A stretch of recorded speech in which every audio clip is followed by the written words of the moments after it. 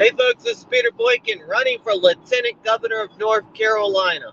First of all, if you need to text me, you can text me at 919-758-0597. Any questions you have about my campaign, any issues that you see going on with voting, any kind of gossip or anything you want to talk about, go ahead and give me a text. You can call me, but I prefer a text because I can get back in touch with you quicker, especially if I'm on the line with somebody. I can get in touch with multiple people at the same time.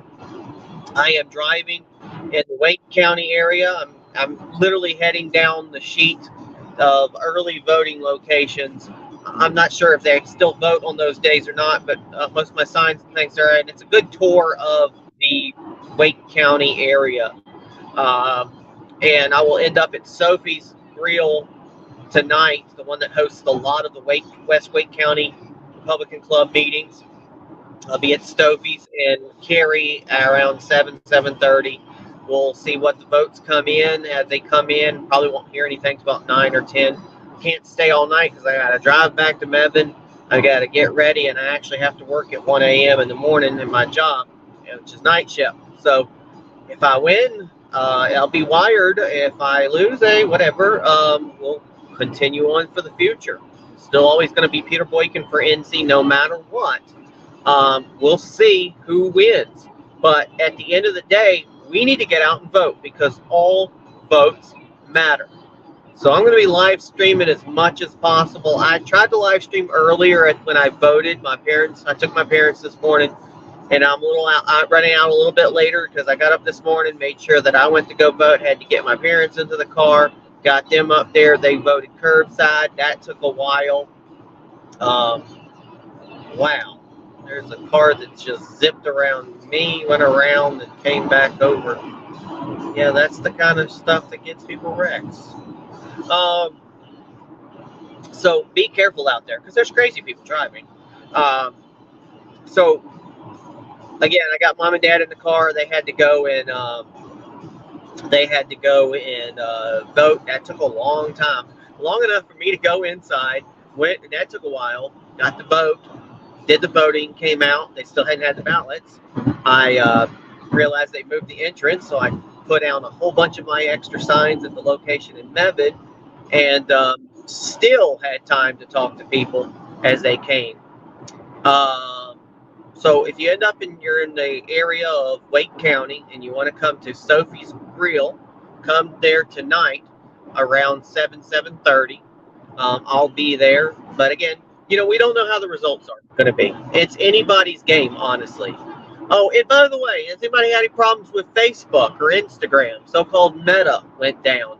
Both my phones, required me to log back in. I could get into the web app, but all of a sudden I went in. Even my StreamYard said that there was an error with Meta, Facebook, and Instagram streaming. I guess, I don't know, everybody trying to stream. But I find it mighty peculiar, Zuckerberg, who basically had ties with Obama and Biden and all them to interfere with the elections. The so-called say that they don't want interference in the election. They pull this on Super Tuesday of all times for them to go down. Maybe it's because everybody wanted the live stream. Maybe it's the traffic. Who knows? They should know better. I find it mighty peculiar. Let me remind you, after the 2020 election was stolen from us, all of the Trump groups that I was in, every Trump group, every admin, everybody who was from every Trump group that I could get in touch with, we all got a 30-day ban. 30-day where we weren't allowed to talk in our own groups right after they stole the election because they knew what they were doing. We weren't able to talk to our groups. We weren't able to calm down our groups, or in their cases, we would hype people up. That is kind of what led to the future of what happened with January 6th because of the limitation of our voices during that last election. It's let up since Biden's been around, but Trump gets back in, or when Trump gets back in, I'm wondering if they'll really crack down on our freedom of speech again. We have to continue to keep going out there. We have to continue having rallies. We have to have pep rallies. We got to get people out. Again, I don't understand why there weren't enough people at the polls for early voting. They should have had more tables up, especially in the biggest voting district of North Carolina. But I'm going to be going out. There's about 20-something locations on the sheet. I'm skipping the 2 churches, and I'm skipping the college campus because I already went there and put early signs up. I'm starting with the outskirts of Raleigh, and then I'll be heading into the Wake Forest area. I'm not sure if people do vote on the early voting locations or not. So I'm going to have to kind of see. If it's already kind of empty, then I guess it's a good time for me to go ahead and pull up some of my signs. We'll see. We'll see, because I'm going to have to pull up the signs anyway. Win or lose, you got to start pulling up your signs, and I definitely want my signs. Because if I don't win, or if I do win, it's called recycling. That's what conservatism is about, folks. It's about saving money, conserving our freedoms, conserving our Constitution, conserving the American way of life. Thank you, Buddy Webster. Thank you for your vote. My wife and I are going to vote right now. Absolutely. Thank you for coming out to vote. Make sure you vote for really good people. Do your research on who's actually running. Again, don't let other people decide your vote. It's your vote. Remember, it's your vote. Do the research. Find the best people. Find people who you believe match closely to what you believe in. But also remember that it's important that you vote for people who can win in the general election. I know that more than likely in the general election and the lieutenant governorship, there will be probably Rachel Hunt. Oh, let me give you a little tidbit. So one of the other guys, not the Mark Robinson that's running for a Democrat, but I think the other one, Ben Clark, who decided to put his sign in front of mine at the other location, he posted somebody was saying he posted and they sent me screenshots of his little brochure to get people, and it was all about identity politics. It was he's a black man, and he had black people all over the card. And it's kind of funny. The picture of Rachel Hunt was in black and white to make her look extra white. Really using the identity politics card. But, I think that guy's running a distant third in that race. But more than likely, in the Democrat race, it will probably be Rachel Hunt. Now, again, she raised a lot of money. And there is this misconception that the people who raise the most money are the people who are going to be the best to win. Not right. No, not really. That's what they've drawn you into. That's what the swamp is drawing you into. That's what all of that, because they make big money off of big money.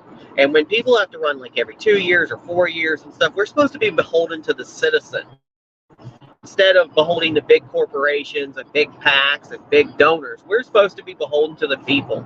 And by putting that much money, like millions of dollars. We hear that these campaigns have millions of dollars donated. Again, I ask, you had millions of dollars you had in the campaign. Why did you pay for somebody? Pay for somebody for 2 weeks during the early loading location to go to the early voting locations and give out your cards. I'm still trying to figure that one out. That's where people actually vote. You would think with all these text messages and these commercials, I'm tired of the commercials for NC6. It's just mudslinging galore. I'm in NC9, but NC6 is on the TV like crazy. Mudsling. They replace all the car commercials at least. But with all of that going on, nobody was at the polls actually getting the voters. I couldn't understand that. How do we ignoring the actual places where people go vote? How are we ignoring that? Honestly, how are we ignoring those locations? That's where people vote. That's where we should have the most money spent. There, to have people, hired people. We can't expect everybody to donate. People aren't able to. Pay somebody $20 an hour, decent wage. I know the excuse is, well, Republicans have jobs. They can't do that. There's plenty of unemployed Republicans. During the 4 years of Donald Trump, I had the most problem getting jobs. I lost 4 jobs due to my politics. 4 jobs. Being the activist and the doing rallies and everything. If it wasn't for gigs like Uber, which I lost after January 6th, yeah, I got a decent job now. They stay out of politics, but we're working, I don't talk about it. And we absolutely, positively got to get out the vote. And, at the end of the day, it's most important that people vote. We got the job. I know I'm bouncing around back and forth, but I'm driving at the same time. Yeah, I'm paying attention to my driving. Probably paying attention more to my driving than I usually do. So we're heading out.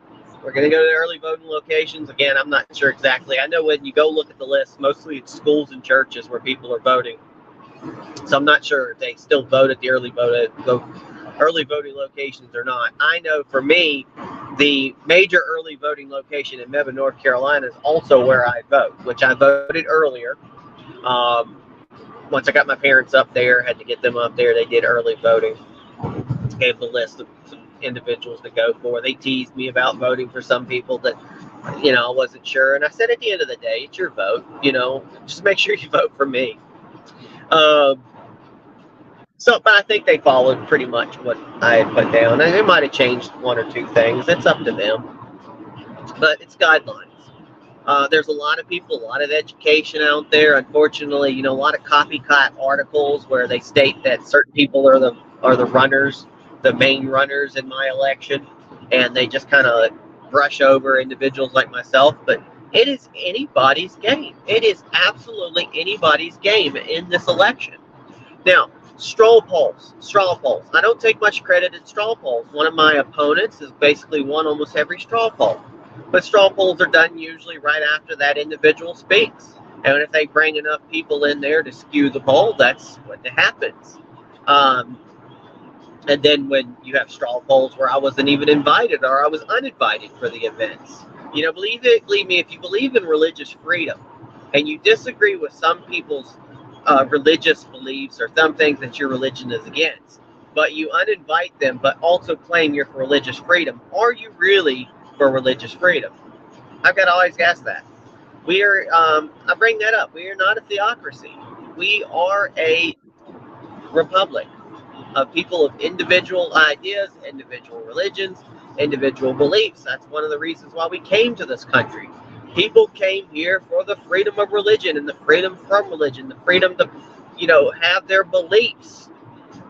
That's what makes America, America.